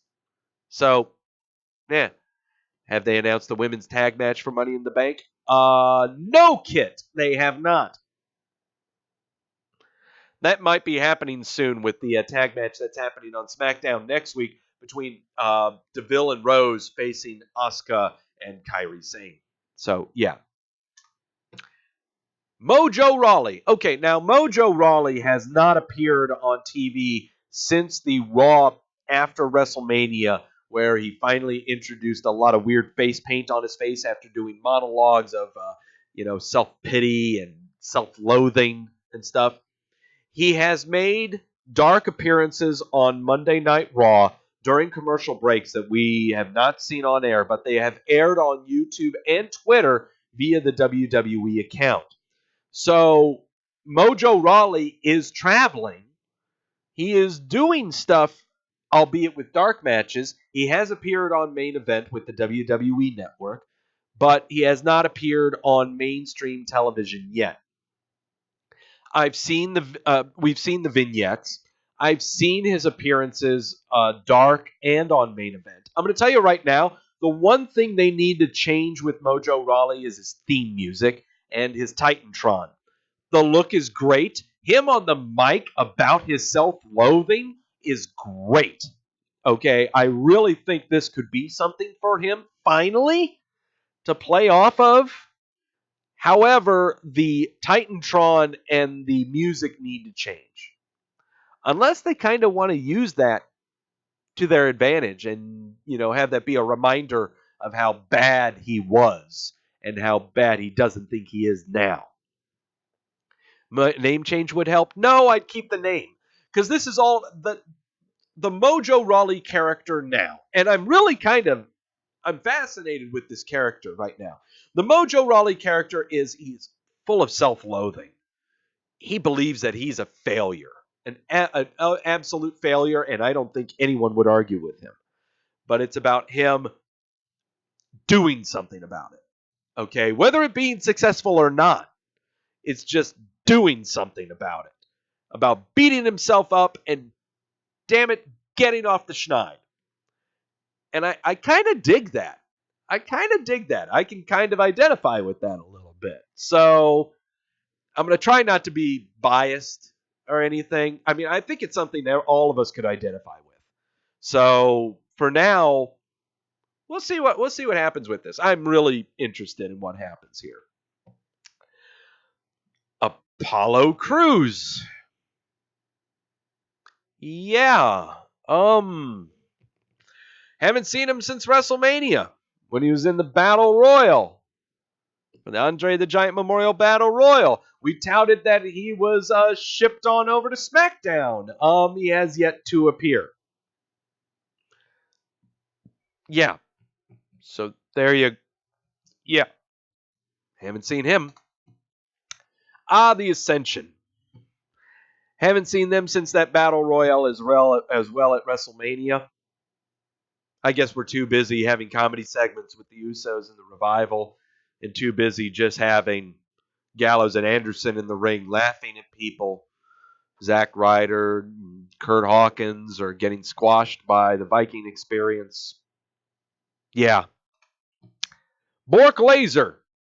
Haven't seen him since WrestleMania in his match with Seth Rollins. He has officially retired from MMA and UFC. Rumors saying that he wants to retire at WrestleMania. Cue up your booking. What are you going to do? All I know is that we are not going to see Bork Laser until SummerSlam approaches. Harper put in his release notice. He wanted to be released from the WWE, but the WWE said, no, dude, you've been injured. You need to make up for all that time that you were on the injury shelf. You owe us time. He is traveling with NXT right now, doing a lot of house shows for them. Cool. All of you that were doing the hashtag Free Harper, you guys don't understand contracts. So there you go. Mickie James, haven't seen her since the Women's Battle Royal at WrestleMania. She was name-dropped by Bayley and Ember Moon over there on the SmackDown show, but we haven't seen her since. She was shipped to SmackDown via the shakeup. Haven't seen her. Nikki Cross. Now, I'm about to take Nikki Cross off of the WWE Milk Carton solely because she has been making appearances with NXT UK, just as Alexander Wolf has been doing. So I have a feeling that Nikki Cross is now actually a full-time member of the NXT UK roster. So we might be taking her off of the Milk Carton, barring future tapings. Okay, I think that's fair. That's why I have Alexander Wolf off of the Milk Carton, honestly. Rhino, we just heard that he was turned down the contract offer. His contract ends on July 17th. So there you go. Sasha Banks. Cue up the rumors and innuendo. Just as bad as Lio Rush. Why isn't she on TV? Who knows? But she's taking a break. Honestly, I think she's just taking a break physically. Okay? For number one, she's been horrible in the ring. God awful in the ring. She needs time off to refocus. And she's been at it ever since she joined the main roster. She's been injury-free. So let's go ahead and just take it that she's taking a little break. And that's fine. It's absolutely fine. I don't blame her taking a break. Just when you come back, don't jeopardize someone's career when you get in the ring. Shelton Benjamin. Haven't seen him since the Battle Royal at WrestleMania. Your guess is as good as mine. Tamina. Haven't seen her since her fatal four-way tag team title match for the women's tag team titles at WrestleMania. With Nia Jax being on the shelf, we're not really going to see Tamina unless she's going to do the squash for an upcoming female talent on the Raw roster. Or she may make an appearance on the SmackDown roster to help bolster a female talent there. That's probably what we'll be seeing there. Titus O'Neil. Titus O'Neil, he's too busy helping children, giving them free clothes, free food, free books, free homes, free everything. Titus O'Neil can do whatever the hell he wants, in my opinion. Okay? He is a treasure to this company.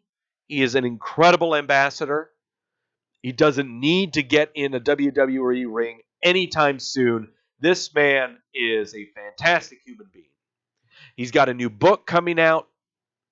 This guy, just fantastic human being. If he's going to be on TV, he doesn't need to be performing in a ring. Bring back Titus Worldwide, but be a manager.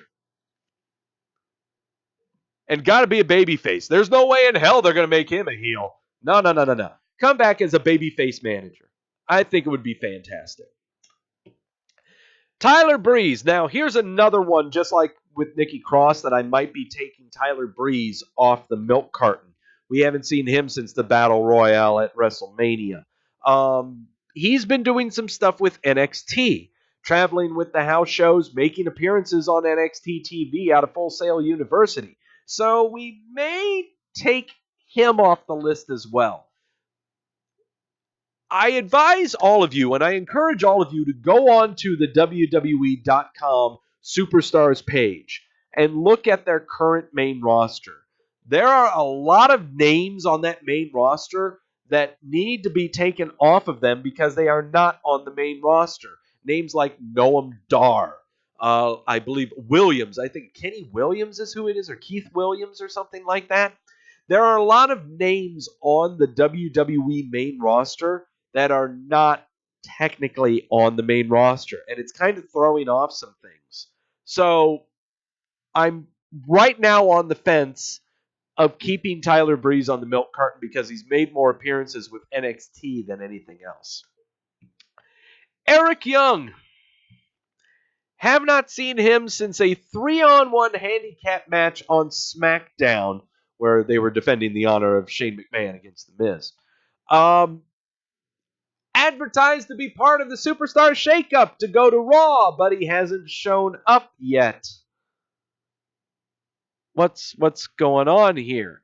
The same can be said for Killian Dane. However, Killian Dane has been making appearances on NXT UK. Once again, I might be taking him off of the milk carton now that he might be a part of NXT UK, but we'll see. I'll be honest, check out the NXT UK product. It is a very fascinating product, along with 205 Live and any of the other stuff that's on the network, okay? The writing between what's on the network and what's on Raw and SmackDown is light and fucking day. Primo Cologne. Haven't seen him since March the 26th.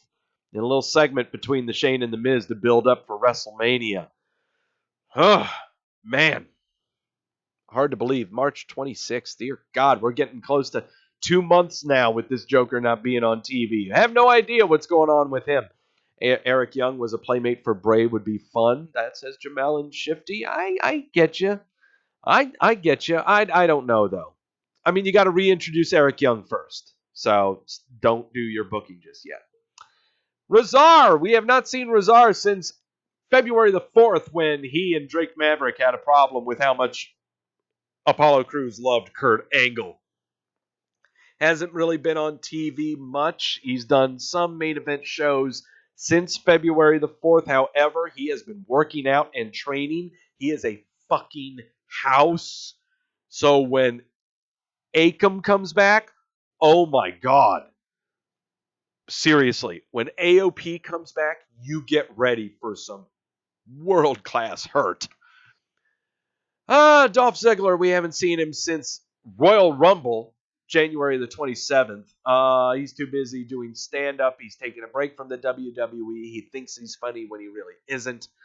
So let's just keep him in his own fantasy world where he thinks that he's Shawn Michaels or Chris Jericho when he returns. And finally, the stalwart of the Milk Carton. We have not seen him since November the 18th. Survivor Series, when it was the Raw versus SmackDown Tag Team Elimination match, and that guy is Epico Colon. He is still on the main roster. He still has this weird, goofy, dumpy, pudgy look. Have not seen him since. We don't know what's going on right now with the Colons at all. Spring cleaning. Spring cleaning will be taking an effect soon.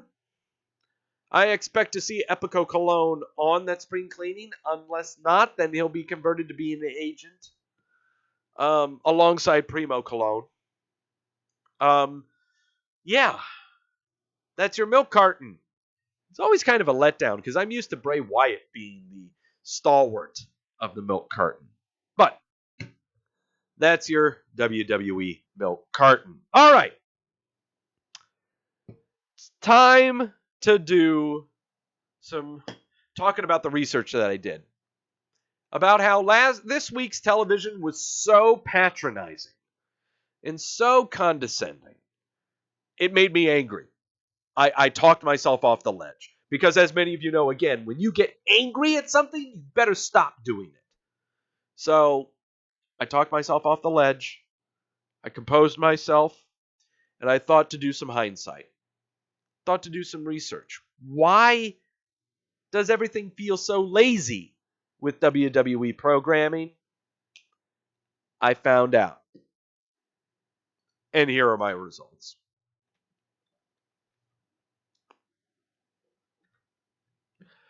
Why does everything feel lazy and so hastily written with the WWE product? Well, first off, when you say things feel lazy, well, what about feels lazy? What do you mean? Well, like anytime they trot Vince McMahon out for a show. Well, ratings must have been down. That's why he's on the show. What they did this week with trotting out Roman Reigns and everyone and instituting a wild card rule. Well, shit, things are going down, and we want to try to make it look like we still have a brand split. Well, what about the time you had Seth Rollins come out to Karen Bourbon when he was GM, and you had him basically identify with everyone in the crowd and the viewing audience that Raw sucks? What's going on here? What is lazy? What is so lazy about this product? What is the definition of it? The definition of it is, yes, the appearances of a Vince McMahon, the appearances of a Roman Reigns, and everyone else from SmackDown going to Raw and Raw going to SmackDown. But it's not just that. It's been happening for the past 6 months. It's been happening all the time. And more to the point, it's been happening all the time, but nothing to show for it in the process. These cameo appearances have been happening for 6 months, but for 6 months, the creative team has been playing checkers and not playing chess. They just trot people out there, make one move on the checkers board, forgetting that it'll take just one move to get jumped 3 times and someone else made a king. And that king is our boredom. So, I've been saying, what do you mean, Doug, for the past 6 months this was happening? Well, yes, it has been. Remember this nonsense? November 18th, episode of Raw, we were told that 5 new acts from NXT would be making their way to the WWE main roster. What are they doing? What are they doing right now? And what have they done since they've appeared? Or even more to the point, when they appeared? Lars Sullivan. God, I love that picture of Lars Sullivan. We were told that he was going to be showing up with all this group, but apparently he didn't refill his Xanax prescription. We were told that he was suffering from anxiety issues. I don't know what to buy, really. I think we were just buying time because a lot of bad shit on social media associated to his name came up, and so we needed to have time to soothe things out. Lars Sullivan finally appeared on WWE television following WrestleMania after he was touted to be coming to the main roster in October. So here he is. He's randomly beating the crap out of people, and that's fine.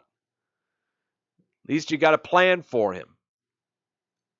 Barring that you had to wait 3 months or 4 months to bring him out after you found out he said stupid shit on social media. Lacey Evans. We touted that she was going to be appearing in November.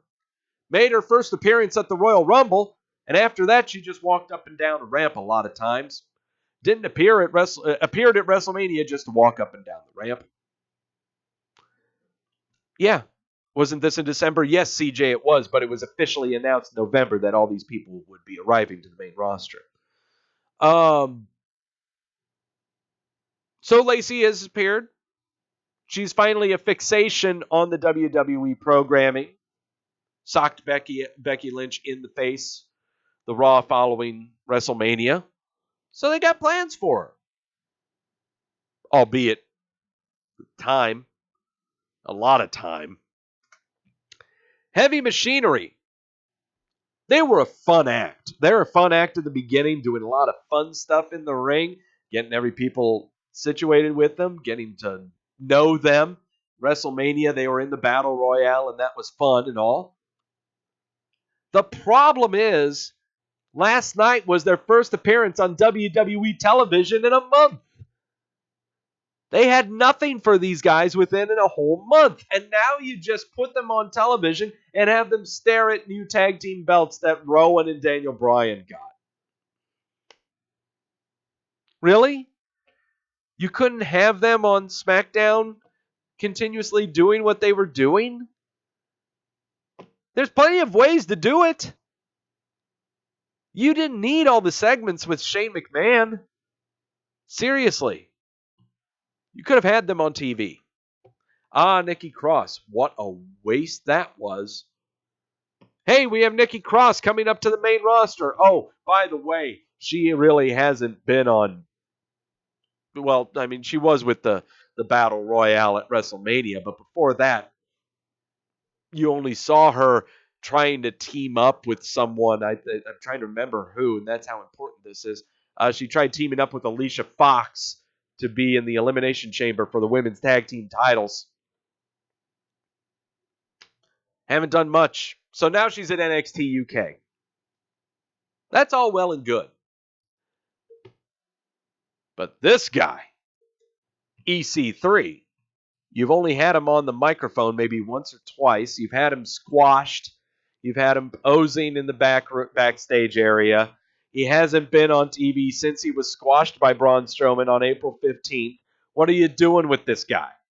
Why did you advertise all of these people and you're doing nothing with them?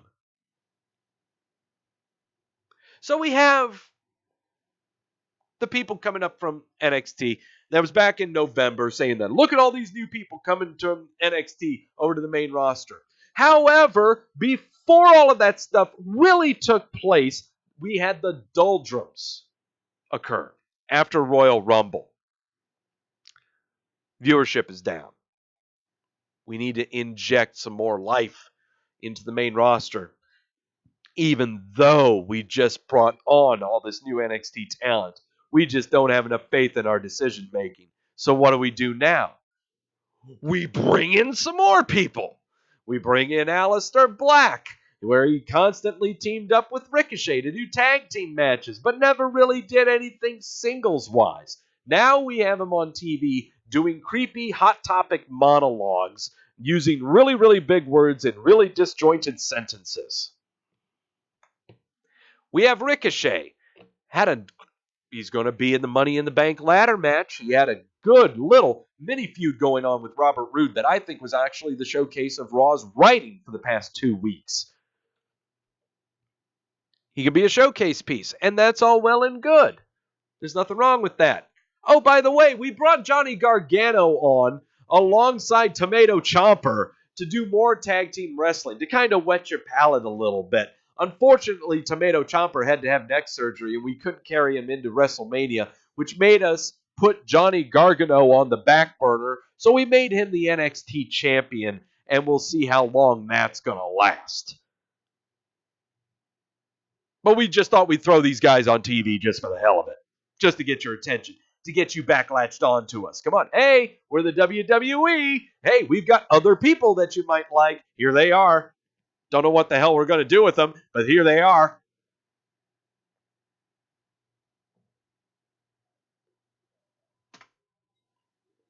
Up comes WrestleMania. Up comes WrestleMania. We've had our fun with WrestleMania. But now it's time for the Raw and Smackdown after WrestleMania, where all the insanity happens, where all the new people come in. Oh boy, who could it be this time? Well, it couldn't be much. They just added 10 new people to the main roster since November. Who else could it be? What else could they do? Well, let's bring Kairi Sane out. We'll have her team up with Asuka to do some matches, maybe one match. We'll have her be in one singles match. I know it's been only 6 weeks, but she has not been on TV that much. Yeah.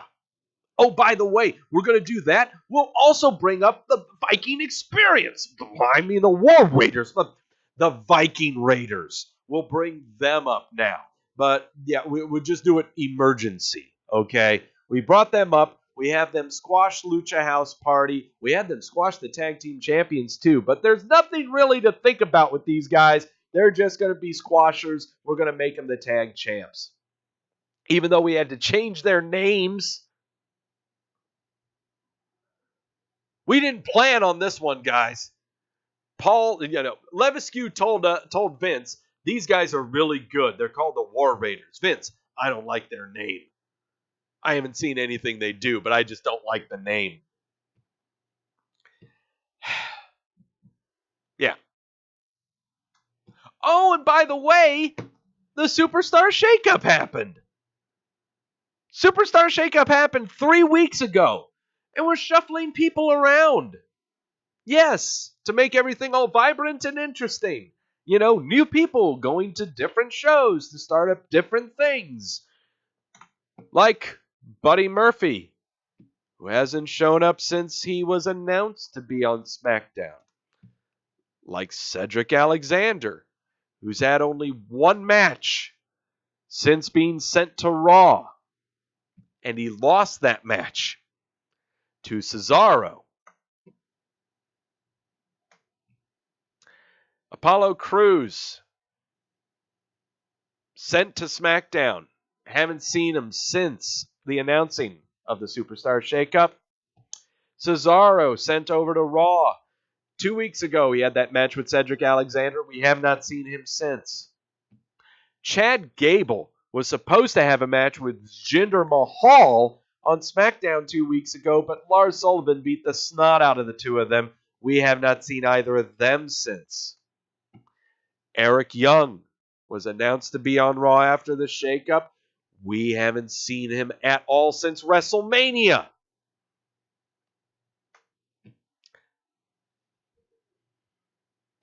Riot Squad. You split them up. You sent Liv Morgan to SmackDown. You kept Susan Logan and Ruby Riott on Raw. You haven't had them on TV since the Superstar Shakeup episode. And the thing is, I can get it if you're going to have people take vacations or take breaks. That's fine. But you got to have a video montage or something reminding us of all these people. They aired a 10 to 12 minute long segment about the history of Roman Reigns on SmackDown last night. You can do something about all of the new talent that's come to SmackDown from the Superstar Shakeup. There's nothing wrong with that. This is the move I don't understand at all. And once again, this is why the WWE has been accused of being lazy. They shuffle people around, having random people appear on random shows with no plan at all. Just having them show up and then you don't hear from them again. It's going to keep on happening. Now that we have a wild card rule. Sure, it may, lead you to be intrigued about what they could do on Raw and SmackDown with other people from Raw and SmackDown, but that's not the point. It's just a quick fix. That's all it is. There is no rhyme or reason to this. What exactly were their plans with Buddy Murphy sending him to SmackDown? What were you going to be doing with them? Apparently you haven't figured it out yet. We don't even know that he's there. Why is he there?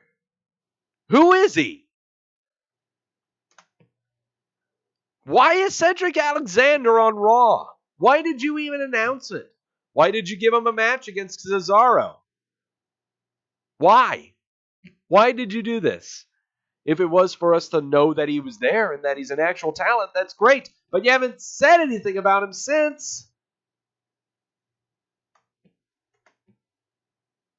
Why is Apollo Crews on SmackDown? Why is Cesaro on Raw? Why is Chad Gable on SmackDown? Why is Jinder on SmackDown? Where is Eric Young? And for the love of God, why hasn't anyone mentioned the Riot Squad and their split up intentions at all? That is what's wrong with the WWE right now. They're relying too much on just, look at this person, and then doing nothing afterwards. CJ, they made mistake, but it's how they remedied the mistakes they made. However, we do need some more time to see what's going on. Yeah, oh no, I absolutely agree. We need more time on this. I couldn't agree more. The Superstar shakeup was 3 weeks ago. Those people that you shook up, a lot of them haven't shown up. And now you've implemented a wild card rule that renders the entire Superstar shakeup meaningless. It is now irrelevant. Shifty saying they're ruining perfectly good talent. It's insane how talented these people. I am not here to say wasting talent. I am not talking about any of this from a talent standpoint. Okay? I am talking about this from a writing standpoint. I have got all these resources that I at first said were a big deal, and now I'm not using them. That shows how much that I care about them as a resource. And how much you should really pay attention to them. They might be lacking in other areas besides between the ropes, CJ says. Absolutely. Absolutely. I'm not, dear God, I could mention how Alicia Fox hasn't been on TV since the match she had 2 weeks ago, but we know why that. You can blame both performers and the writing. Do we want to do that right now? Let's do a snap take on that right now. I'm going to go through this list of people again and ask you, honestly, and this is kind of metaphorical, I guess, or however you want to put it, hypothetical. Whose fault is it that these people are not on TV? Is it their own? Or is it writings? Lars Sullivan's on TV right now. He's fine. Lacey Evans, she's on TV right now. She's got a title match. She's perfectly fine.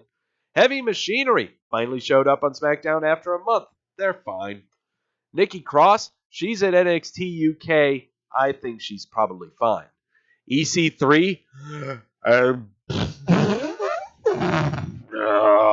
seems like more of his doing. Even though he hasn't really done much, hasn't been given a lot of time. Aleister Black, he's given vignettes. He's reading the script. Ricochet, fantastic in the ring. He's now your showcase guy. He's your Rey Mysterio of Raw. Johnny Gargano, he's not showing up on the main roster anytime soon, but you damn well know he was just a salvo alongside Tomato Chomper. Kairi Sane, she's going to be a fantastic babyface act, but right now, salvo. She's back teen, is what she is. Viking Raiders, squash people. That's what they're going to be doing. But man, it was hard to get the taste of the Viking experience out of our mouth, and you're calling their finishing move the Viking experience as well. Buddy Murphy. I would think he's good in the ring. Why he's not on TV, I don't know. Cedric Alexander, good in the ring. Charismatic vacuum on the mic, probably, but you got to give him a shot. Apollo Cruz, same thing. Nice look in the ring, charismatic vacuum.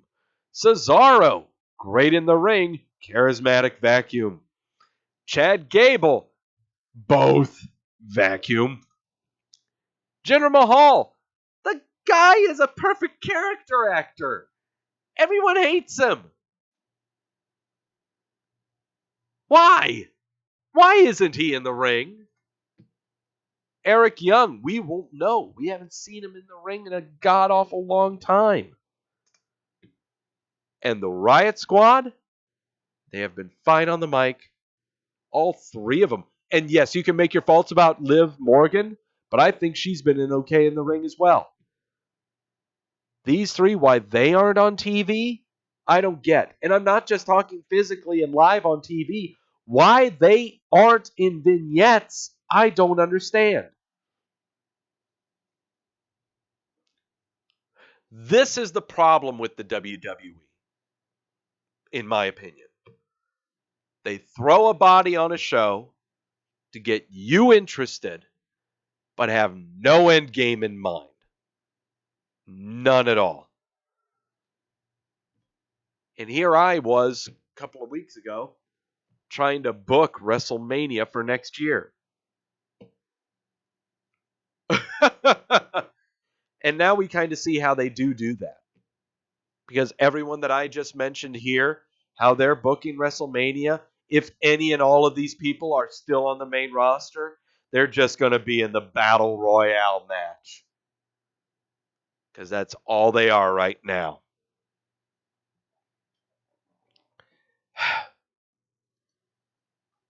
God, I want a cigarette now. I'm angry. And I shouldn't be. But damn it, take a sip of your sources. Thank you all so much for showing up to the show. Everyone in the chat room, I will try to call you out again. Try to remember you. Gills, Jamel, CJ, Shifty, Daniel, who actually was a vibrant part of the show, Daniel. Good job. I actually care about what you said this time. Willie Walker in the chat room. Hell yeah. Anyone else? Michael's in the chat room. Shane was in the chat room. Kit was in the chat room. Thank you for showing up. Anyone else that I did not mention you that's in the chat room, say your name right now because I have got some hyping to do. So tune in next Monday. The Tedescos. Lewis, you were in here, you jerk. Everyone tune in next Monday for the oh, by the way, if you think the writing was bad for this week, they're going to be in London next week for Raw and SmackDown. So Mike and Victoria Tedesco will be on the post-Raw show for next Monday, where they're coming out of London. Yes, Willie, I acknowledged you. Everyone, yes. Check them out next Monday night following Raw for their recap of the taped show coming out of London. Finally, come here. Show up here next week. Next Wednesday, same time, 8 o'clock Eastern, with me on this channel, Wrestleview Weekly. It is the go-home episode to Money in the Bank, and you know what that means. I got to make some predictions. I got to make some locks, and pray to God that I ain't drinking any of this tequila. Ugh. That's right. That's the show you want to come on and stick around for. So I will see you guys next week for the go-home episode of Wrestleview Weekly leading into Money in the Bank. Guys, have a fantastic week. Stay safe out there. Try to do the same over here in my town. And as always, know when you're being sold to.